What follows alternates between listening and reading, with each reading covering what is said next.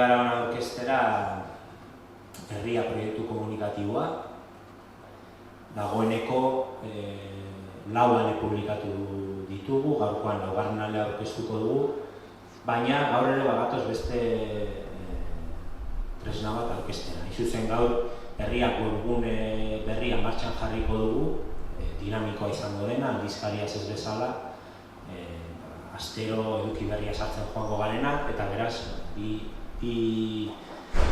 tresna hauek aurkeztuko ditugu. Helburu nagusietako bat, pentsamendu kritikoa sustatzea. Horrekin batera, gure komunitatea saretzea ere helburu dauka, aldizkari honek, eta posible baldin bada ere,